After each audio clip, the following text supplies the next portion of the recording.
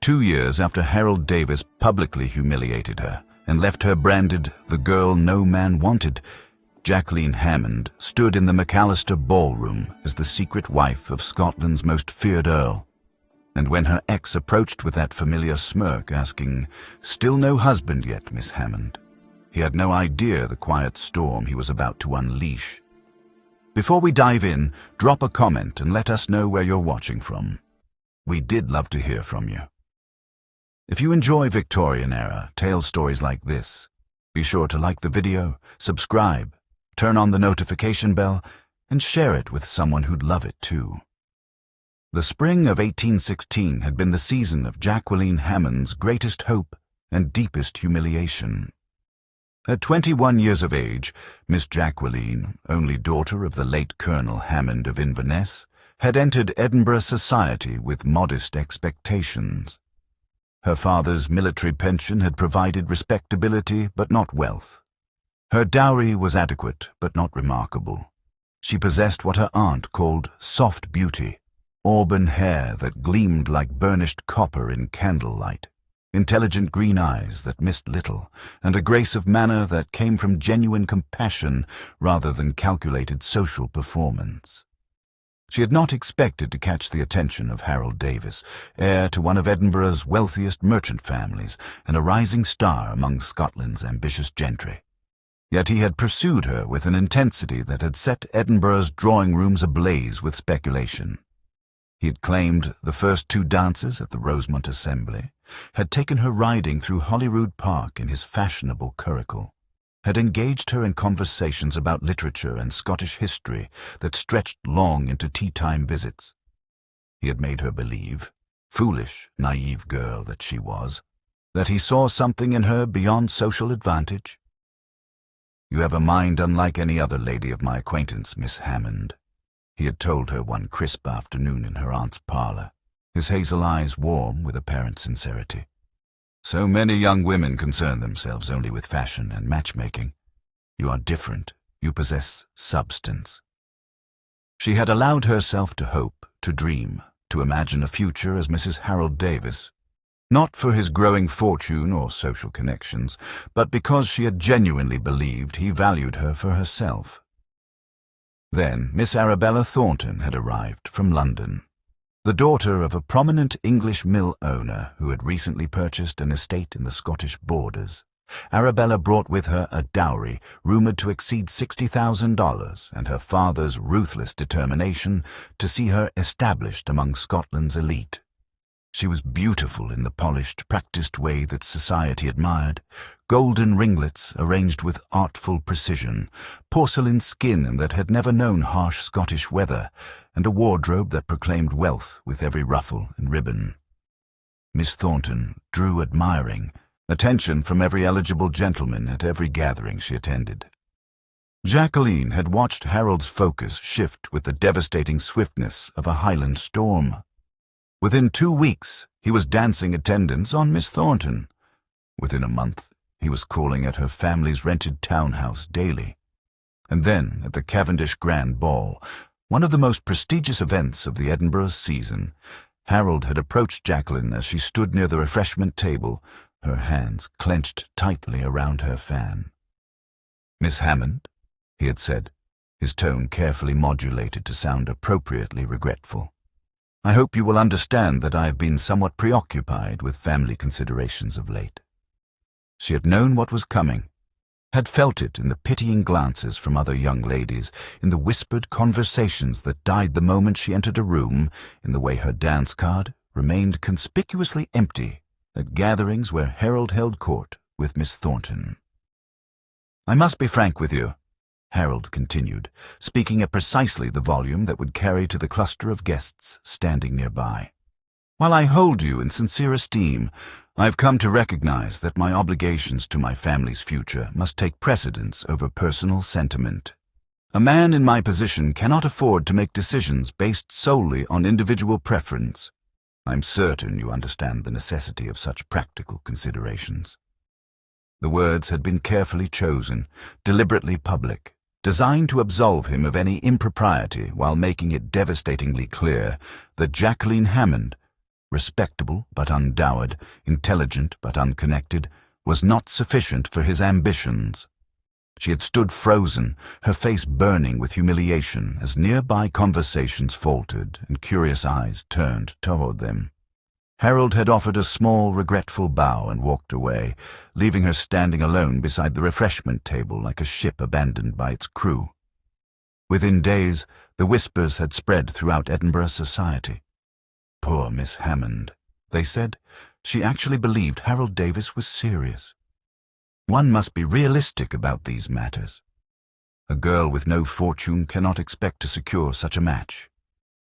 The season of 1816 became, in Jacqueline's memory, the season she learned that hope was a dangerous indulgence, and that sentiment had no place in the calculations of ambitious men.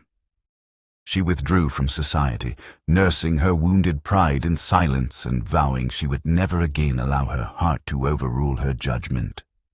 She would never again mistake polite attention for genuine regard or confuse pretty words with honest intention. What Jacqueline could not have known, what no one in Edinburgh society could have imagined, was that her humiliation had been witnessed by someone whose opinion would matter far more than all of Harold Davis's approval combined. Someone whose quiet observation of her dignified response to public shame would spark an interest that would ultimately reshape her entire existence. Kevin Martin, Earl of Strathmore, Scotland's most powerful nobleman, had been standing in the shadows of that ballroom, watching everything. The months following that catastrophic evening passed in deliberate isolation. Jacqueline withdrew from Edinburgh's glittering assemblies, declined invitations to country house parties, and confined herself to her aunt's modest townhouse with a determination that bordered on penitence. She would not subject herself again to pitying glances or whispered speculation. She would not endure another season as the cautionary tale mothers used to warn their daughters against unrealistic expectations. Instead, she rebuilt herself with quiet, methodical purpose. She rose early each morning to read philosophy, history, political economy, subjects considered unsuitable for young ladies but which engaged her restless mind. She devoted 3 afternoons each week to the Magdalene Hospital for penitent women, where her genuine compassion and practical organizational skills made her indispensable. She learned to manage her aunt's modest household accounts with precision that would have impressed any Edinburgh banker. She cultivated dignity as deliberately as other young women cultivated beauty. Society, of course, noticed her absence and drew its own conclusions. "Still no husband for poor Miss Hammond," they murmured at tea parties and card games. "Such a pity. She's quite pleasant, but one cannot live on pleasantness alone." The whispers followed her even to charity functions, the only social gatherings she still attended. 2 years now since the Davis affair. One would think she might lower her expectations. At 23, her prospects diminished daily. Jacqueline heard every whisper, absorbed every slight, and hardened her heart against them all. Love was a childish fantasy. Marriage was a practical arrangement. Romance was the dangerous delusion of foolish girls who believed pretty words and warm glances meant something more than temporary amusement. She had not noticed Kevin Martin watching her. The Earl of Strathmore was not a man who attended charity gatherings for philanthropic reasons. He was known throughout Scotland as cold, ruthlessly intelligent, and utterly pragmatic, a political strategist whose influence extended from Edinburgh to London, a landowner whose estates generated wealth that rivaled some European principalities. Society whispered that he had rejected a dozen noble daughters, that he had no interest in marriage, that his heart, if he possessed one, was constructed of Scottish granite. Yet for 3 months he had observed Jacqueline Hammond at the Magdalene Hospital Committee meetings. He had noted how she organized chaotic discussions with quiet efficiency, how she spoke to the penitent women with genuine respect rather than condescending charity, how she maintained impeccable composure even when other committee members whispered behind their fans about her unfortunate romantic history, He had made discreet inquiries. Her character was impeccable. Her intelligence was considerable. Her dignity, even in the face of public humiliation, was remarkable. In December of 1818, on a bitter winter afternoon when frost painted intricate patterns across the drawing-room windows, Kevin Martin, Earl of Strathmore, requested a formal introduction through Jacqueline's startled aunt. Jacqueline entered the parlor expecting another charitable solicitation. Instead, she found herself facing a man whose presence seemed to command the very air in the room. He was tall, broad-shouldered, with dark hair silvering at the temples, and eyes the color of storm clouds over the North Sea, eyes that studied her with an intensity that made her breath catch. "Miss Hammond," he said, his voice deep and measured, "I have a proposition that may interest you." Within 20 minutes he had outlined his offer with businesslike precision. He required a wife for political and social reasons. He sought intelligence, dignity, and discretion, qualities she possessed in abundance. He offered security, respect, and social position. He promised partnership but not romance, companionship but not passion, mutual regard but not love. "I will not pretend affection I do not feel," he said bluntly. "Nor do I expect it from you. This would be a practical arrangement between two sensible adults who understand that marriage is a contract, not a fairy tale." Jacqueline looked into those unreadable storm-gray eyes and made her decision. Love had destroyed her once. She would never grant it such power again. "I accept your terms, Lord Strathmore," she said, her voice steady despite her racing heart. "When shall we proceed?" His lips curved in something that was not quite a smile. "I shall obtain the license tomorrow." The wedding took place on a grey January morning in a small chapel outside Edinburgh, attended only by the requisite witnesses, Kevin's solicitor and her bewildered aunt. There were no flowers, no music, no celebration. Jacqueline wore a simple dove-grey gown, and Kevin arrived in his customary black coat, his expression as unreadable as carved marble. The ceremony lasted less than 15 minutes. When the priest pronounced them man and wife, Kevin offered her his arm with formal courtesy, and Jacqueline became the Countess of Strathmore in the time it took to sign a register. Society knew nothing of it. That evening, in the vast library of Strathmore House, Kevin's imposing Edinburgh residence, he explained his reasoning with the same businesslike precision he had used in his proposal.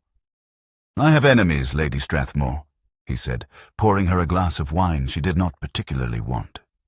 "Men whose political ambitions I have thwarted, families whose questionable dealings I have exposed. They would not hesitate to use a wife against me, particularly one newly elevated and unfamiliar with the intricacies of power."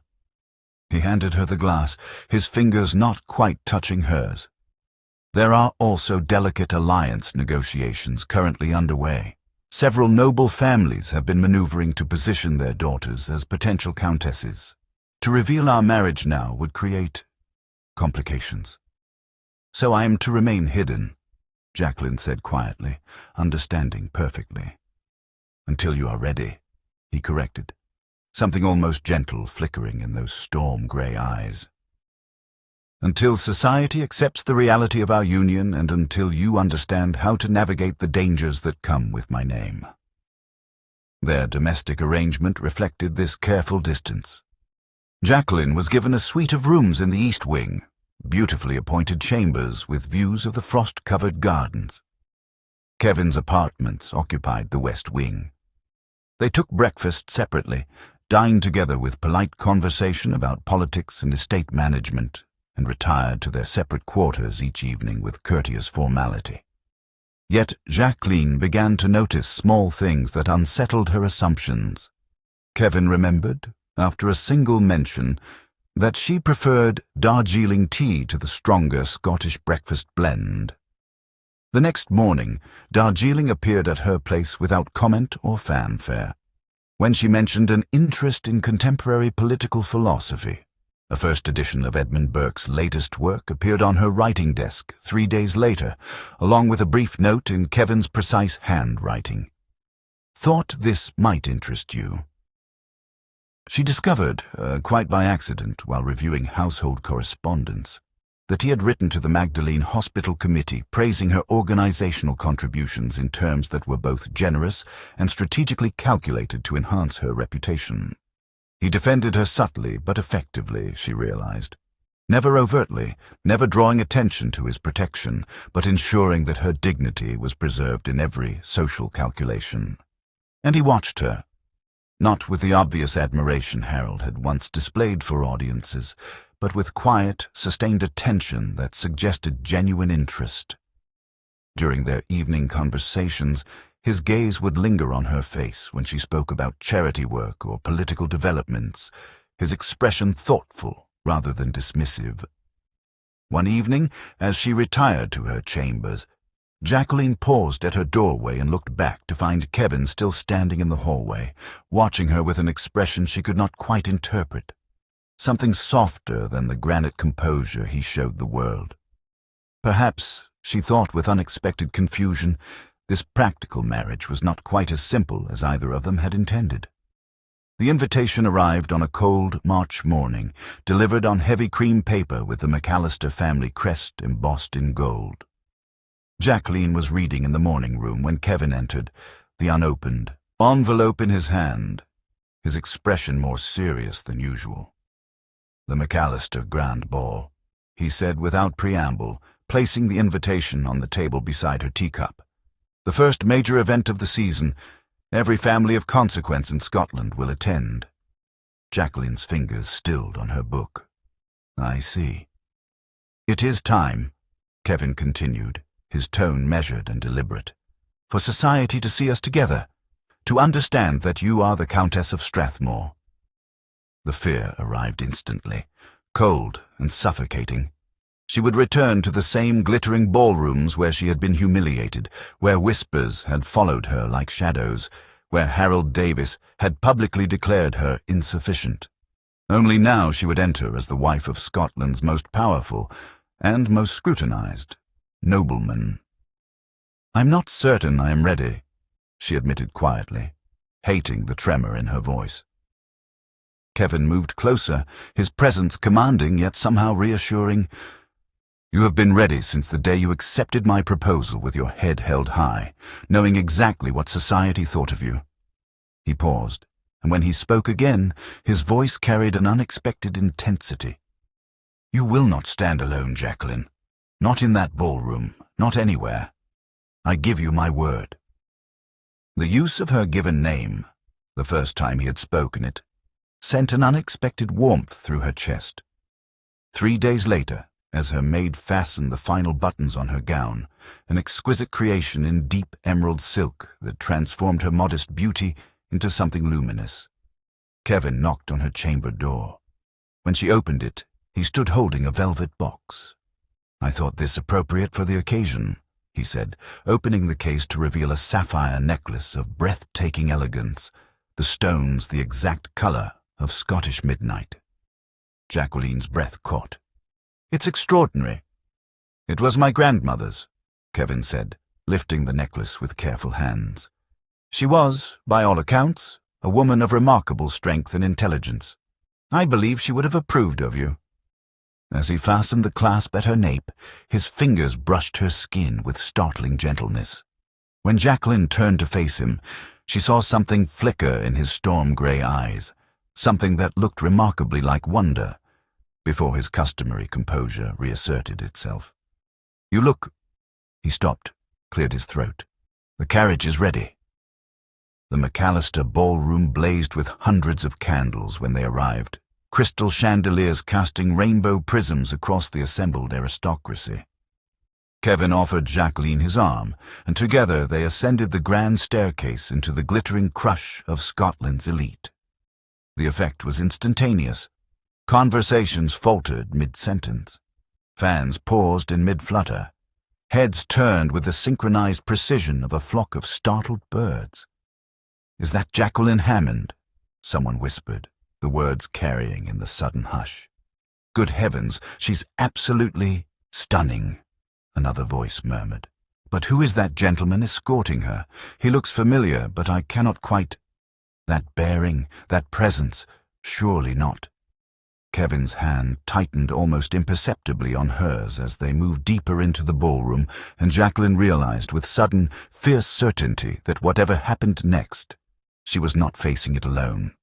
Then, across the sea of curious faces, she saw Harold Davis staring at her, his expression frozen between recognition and disbelief. And the evening truly began. Harold Davis had always possessed an unfortunate talent for mistaking his own importance. When he saw Jacqueline across the ballroom, radiant in emerald silk, sapphires glinting at her throat, he registered only that she had somehow acquired better fashion sense and a distinguished-looking escort. Perhaps a distant cousin, he thought dismissively, or some aging family connection lending her respectability for the evening. The smirk that curved his lips was the same one Jacqueline remembered from 2 years ago. Confident, condescending, utterly assured of his own superiority. He approached with the exaggerated courtesy of a man performing magnanimity for an audience, several of his companions trailing behind him with anticipatory grins. "Why, Miss Hammond," Harold said loudly enough that nearby conversations paused, "what an unexpected pleasure to see you return to society. I'd wondered what had become of you these past years." Jacqueline felt Kevin tense beside her, but his expression remained impassive. She forced herself to meet Harold's gaze with cold civility. "Mr. Davis." "And who is this distinguished gentleman?" Harold continued, his tone dripping with false politeness as he gestured vaguely toward Kevin. "A family connection, perhaps? How kind of him to escort you this evening." The dismissive assumption in his voice, that Kevin could be nothing more than charitable obligation, made Jacqueline's hands clench around her fan. Harold leaned closer, his smirk widening into something crueler. "Tell me, Miss Hammond," he said, his voice carrying across the suddenly silent section of ballroom. "Still no husband yet? Surely by now you must have adjusted your expectations to something more realistic?" The words landed like a physical blow. Jacqueline froze, her heart hammering against her ribs. The familiar humiliation threatened to overwhelm her, the pitying glances, the whispered speculation, the crushing weight of public shame.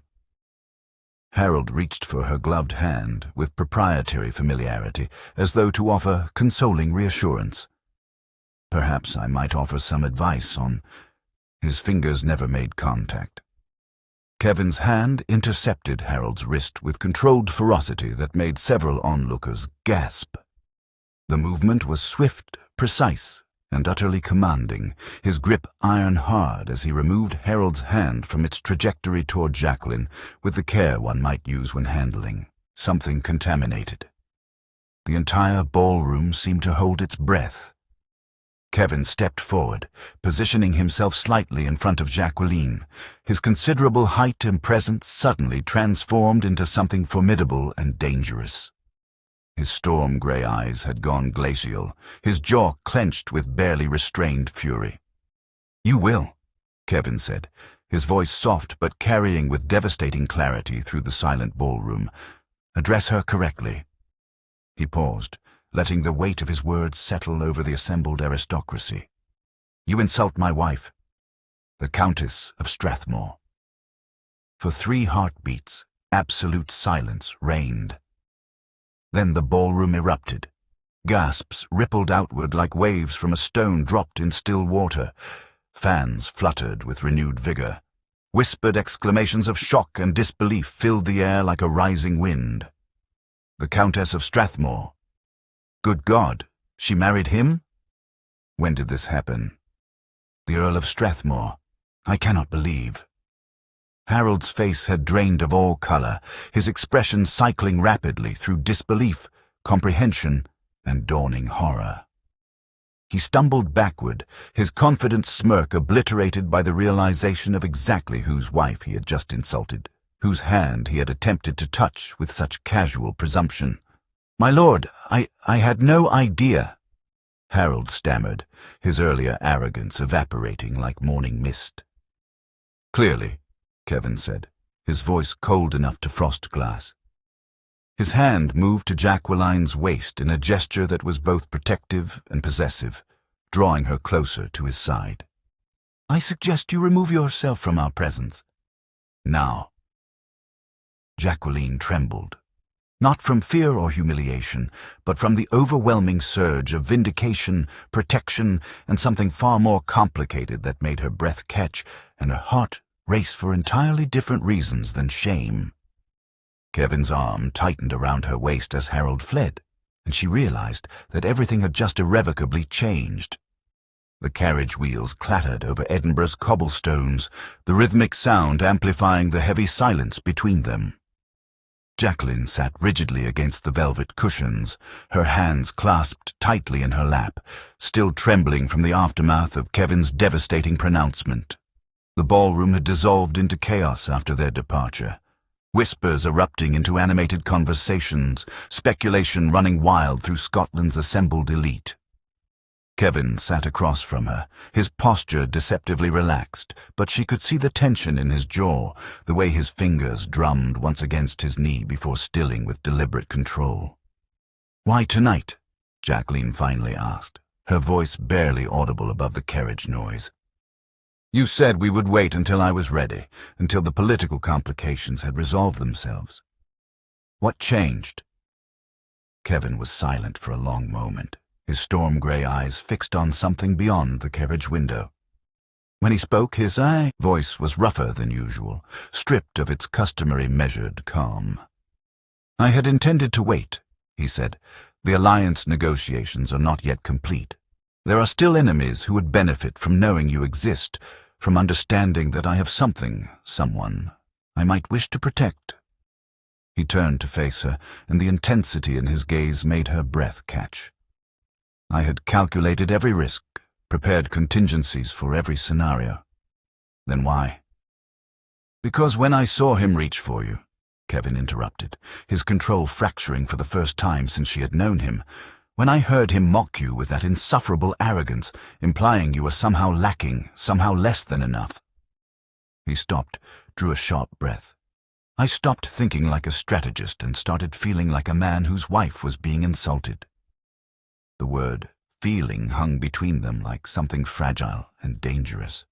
"I thought this was a practical arrangement," Jacqueline whispered, her heart hammering against her ribs. "It was," Kevin said quietly. "It was supposed to be." He leaned forward, closing the distance between them, his eyes searching hers with unguarded vulnerability. "But somewhere between Darjeeling tea and political philosophy discussions, between watching you organize charity committees and listening to your thoughts on Scottish land reform, practicality became insufficient to describe what I feel." Jacqueline's breath caught. "Kevin, I married you for logical reasons," he continued, his voice low and intense. "Intelligence, dignity, strength of character. But I revealed our marriage tonight because seeing another man presume to touch you, to diminish you, ignited something I could not control, something that had nothing to do with logic." His hand reached across the space between them, hesitating just shy of touching hers. "May I?" Jacqueline extended her hand, and his fingers closed around hers with a gentleness that contradicted his earlier controlled fury. His thumb traced the ridge of her knuckles, the touch sending unexpected warmth spiraling through her. "I care for you, Jacqueline," Kevin said, his voice dropping to something almost reverent as he spoke her name. "Not as a contract obligation or a political convenience, as a man cares for a woman he has come to admire beyond all reason." The carriage swayed, bringing them closer together. Kevin's free hand rose to cup her face, his touch achingly tender. "Tell me," he murmured, his eyes locked on hers, "that I have not ruined everything by confessing this." Jacqueline's carefully constructed defenses, 2 years of protecting her heart, of believing love a dangerous fantasy, crumbled beneath the weight of his confession. "You have not ruined anything," she whispered, leaning into his touch. You have made me hope again, and that terrifies me far more than any ballroom humiliation ever could." Kevin's lips curved in something that was almost a smile. Warm, genuine, devastating. "Then let us be terrified together." The morning after the McAllister ball, Jacqueline descended to breakfast, expecting to find the dining room empty as usual. Instead, Kevin sat at the head of the table, reading correspondence, a second-place setting arranged deliberately beside his own rather than at the distant opposite end. He looked up when she entered, something almost uncertain flickering across his usually composed features. "I thought," he said quietly, "we might take breakfast together, if that would be agreeable." It became their new custom. Each morning they shared coffee and conversation, Kevin explaining the intricacies of parliamentary maneuvering, while Jacqueline offered observations that made him pause and reconsider positions he had held for years. She discovered he valued her opinion not as polite acknowledgement, but as genuine intellectual partnership. When she suggested an alternative approach to a contentious land dispute, he implemented her strategy and later admitted it had been more effective than his original plan. "You see solutions I miss," he told her one morning, his eyes warm with admiration. "You think like a strategist but feel like a humanitarian. It's a rare combination." Their afternoons transformed as well. Kevin began inviting her on walks through the Strathmore estate, showing her the tenant farms he administered, the forestry operations he had modernized, the schools he had quietly funded. He spoke of his responsibilities with a passion that contradicted his cold reputation, and Jacqueline realized the ruthless Earl of Strathmore was, at his core, a man who cared deeply about those dependent on his stewardship. "Society sees only the power," as she observed one crisp afternoon as they walked beside a rushing stream. "They miss the purpose behind it." Kevin stopped walking, turning to face her with an expression of such profound gratitude that it stole her breath. "You are the first person who has ever understood that distinction." Edinburgh society watched the transformation with fascinated speculation. The Countess of Strathmore appeared at political dinners, offering insights that even seasoned diplomats found valuable. She reorganized the estate's charitable operations with efficiency that doubled their effectiveness. She stood beside her husband at social functions with a quiet authority that commanded respect rather than requested it. And Kevin, the notoriously cold Earl, grew visibly softer in her presence. His hand found the small of her back when they entered rooms together. He listened to her opinions during political discussions with obvious respect, sometimes deferring to her judgment.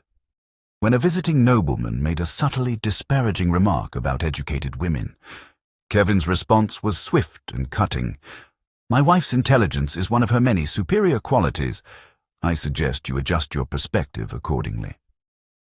One evening, as they sat in the library, reviewing correspondence, Jacqueline asked the question that had haunted her since their marriage. "Why did you choose me?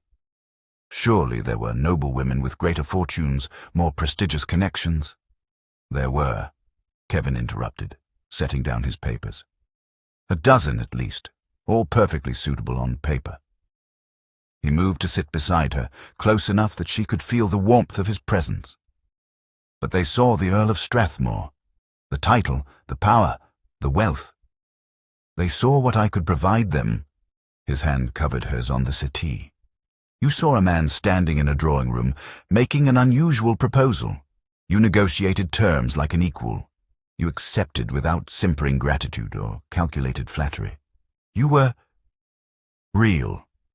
The word hung between them, weighted with significance. "I wanted someone real," Kevin continued, his thumb tracing patterns on her palm. "Someone who would challenge me, partner with me, stand beside me as herself, rather than as an ornament to my consequence." His storm-gray eyes met hers with devastating honesty. "I wanted you, Jacqueline.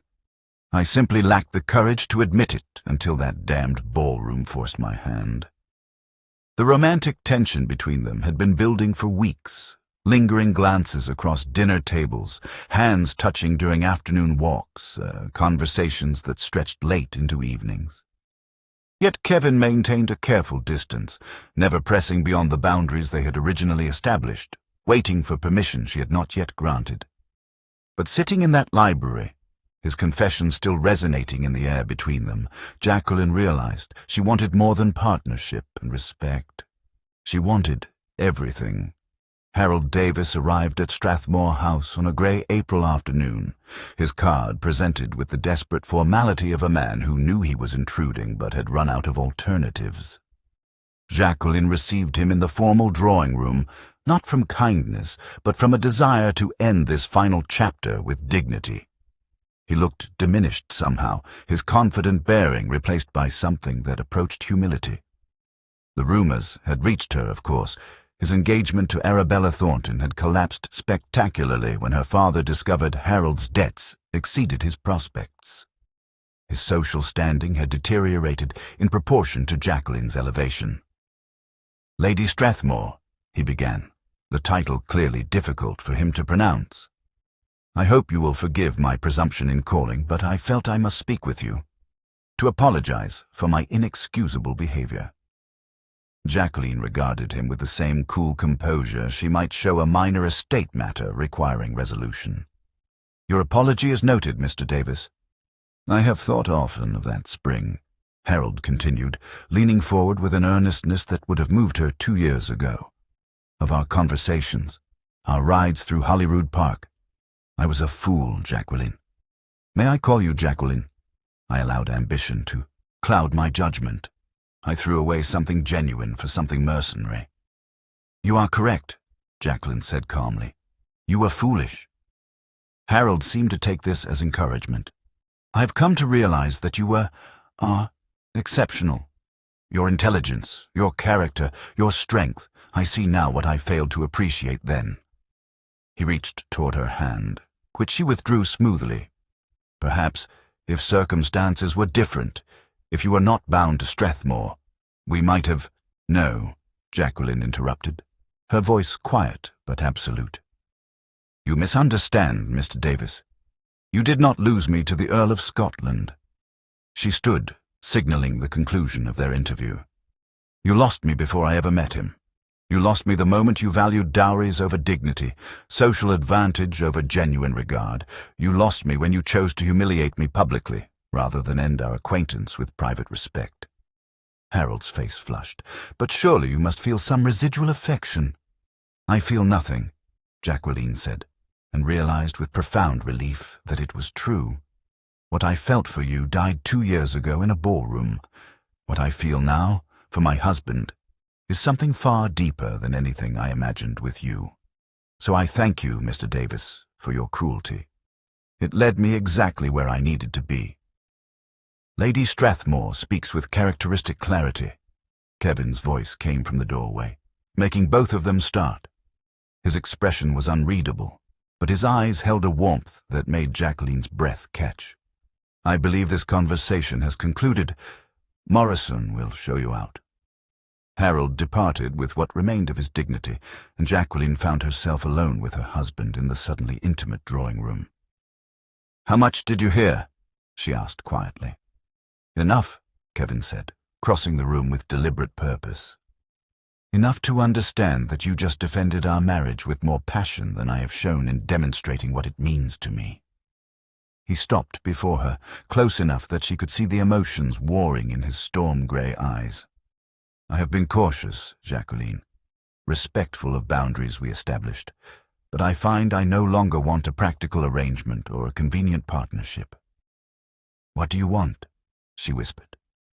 "Everything," Kevin said, his voice rough with barely controlled emotion. "A real marriage. A wife who shares not just my name and my table, but my bed, my life, my heart." His hands framed her face with aching gentleness. "I want you, Jacqueline, not the Countess, not the political partner, you. And I have wanted you with increasing desperation since the night I defended you in that ballroom and realized I would destroy anyone who dared hurt you." Jacqueline's carefully maintained composure shattered. Then take what you want, she breathed, rising on her toes to meet him, because I want the same thing. Their first kiss was not gentle or tentative, but fierce and claiming. Two people finally admitting what had been building between them for months.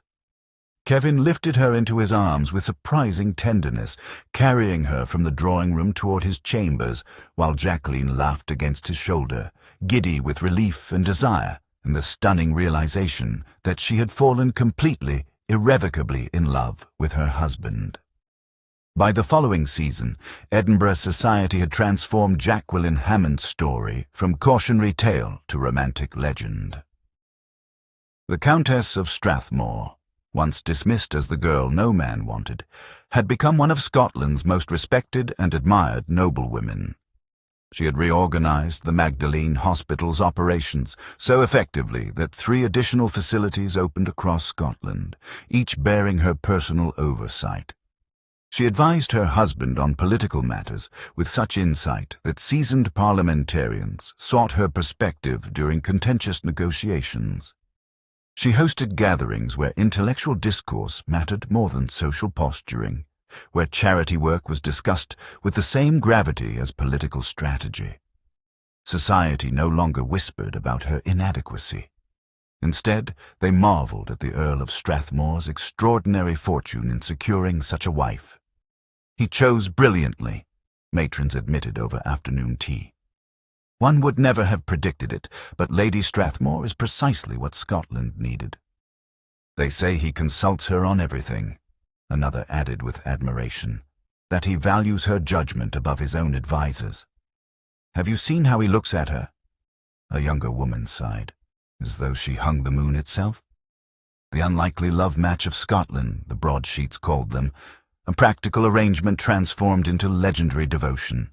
Every public appearance reinforced the narrative. Kevin's hand perpetually at Jacqueline's waist, his attention focused on her even in rooms full of dignitaries, his fierce protectiveness evident in every interaction. At the Roxburgh Ball, the grandest event of the 1819 season, Jacqueline stood beside her husband, accepting congratulations on their recent announcement.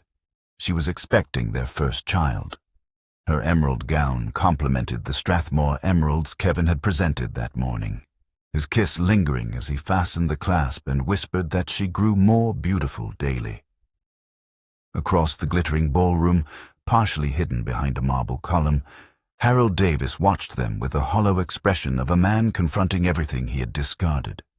His circumstances had continued deteriorating, his debts mounting, his reputation diminishing, his prospects evaporating. He had pursued wealth and lost everything, including the one woman who might have valued him for himself. Kevin's arm tightened around Jacqueline's waist as someone made her laugh, and Harold saw the Earl drop a kiss on his wife's temple with casual affection that spoke of deep intimacy and profound partnership. The gesture was neither performative nor calculated, simply a man unable to resist touching the woman he adored. Harold turned away, unable to bear witnessing what he had so carelessly destroyed. That evening, as their carriage rolled through Edinburgh's lamplit streets toward home, Jacqueline rested her head against Kevin's shoulder, his arms secure around her, their fingers intertwined. "What are you thinking?" Kevin asked softly, his lips brushing her hair. Jacqueline considered the question, thought of that spring evening 2 years ago when Harold had humiliated her before Edinburgh society, when she had stood alone beside a refreshment table believing herself unwanted and insufficient. "I'm thinking," she said slowly, "that what I perceived as my greatest humiliation was actually Providence in disguise." She lifted her head to meet Kevin's storm-gray eyes, now warm with the love he no longer bothered concealing. "Harold's rejection led me directly to you, to this marriage, this partnership, this life I never dared imagine." Kevin's hand cupped her face with the gentleness that still made her breath catch.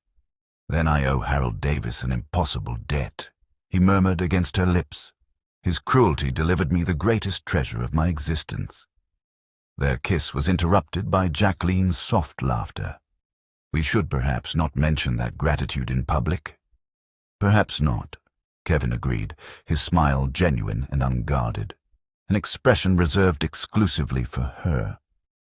Though I maintain that his loss remains my most extraordinary gain. As Strathmore House came into view, Jacqueline reflected on the improbable journey from that devastating spring evening to this moment of complete contentment.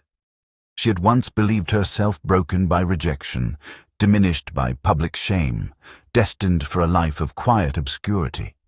Instead, she had found Kevin Martin, a man who saw her worth when she had forgotten it herself, who valued her intelligence as much as her beauty, who had transformed a practical arrangement into the deepest love either of them had ever known. Harold Davis had mocked her, asking if she had found a husband yet. He had never imagined she would marry the most powerful earl in Scotland. But more importantly, he had never imagined she would find not just a husband, but a partner, protector, and passionate love that exceeded every romantic fantasy she had once foolishly harbored. Her humiliation had not been a curse. It had been the path that led her home. Dear listeners, thank you for staying with us until the end. If this story moved you, please subscribe, like, comment, and share it with someone close to you. Your support inspires us to keep creating stories filled with love, healing, and unforgettable twists.